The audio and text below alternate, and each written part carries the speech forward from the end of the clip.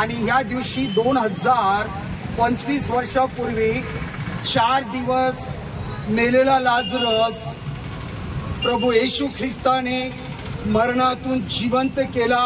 ही एक जगातील ऐतिहासिक आणि सत्य घटना आहे आणि 4 दिवसासाठी नरकाच्या शिक्षेतून वाचवण्यासाठी आणि मनुष्याला सार्वकालिक जीवन देण्यासाठी येशू जगात आला। ज्या पापामुळे मनुष्य मेल्यानंतर नरकाचा भागीदार होता, मनुष्याने मेल्यानंतर नरकात जाऊ नये तर त्यांनी स्वर्गात जावं यासाठी प्रभू येशू ख्रिस्ताने आणि आई बापाचं ते ऐकणार नाही, व्यसनांच्या नादी लागतील। जगामध्ये शेवटल्या काळी विज्ञानाची प्रगती होईल, इतकी होईल की लोक जगात देवच नाहीये लावून टाका सावलीत।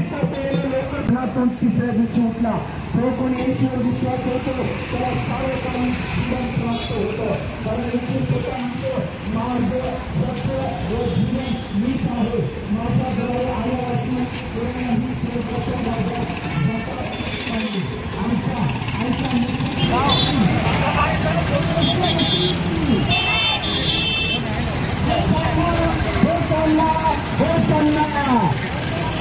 येणारा राजा धन्यवादित असो।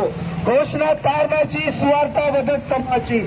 पापामुळे मनुष्याच्या जीवनामध्ये भीती, वेदना, त्रास आहे, अपयश आहे आणि तेच नष्ट करण्यासाठी येशू त्याने सर्व पापी मानवाचं पाप खांबावर घेतलं आणि तो बलिदान झाला आणि जो विश्वास होतो त्याला तारण प्राप्त होतं, त्याला जीवन प्राप्त होतं। आणि म्हणून येशू म्हणतो, और दूसरी तरफी लोगों तुम्ही सर्व मत करूया, मी तुम्हाला जीवन आणि शांती देते।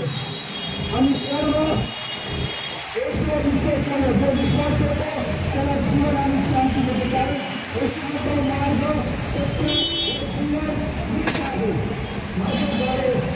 हॅलो, हा आलो।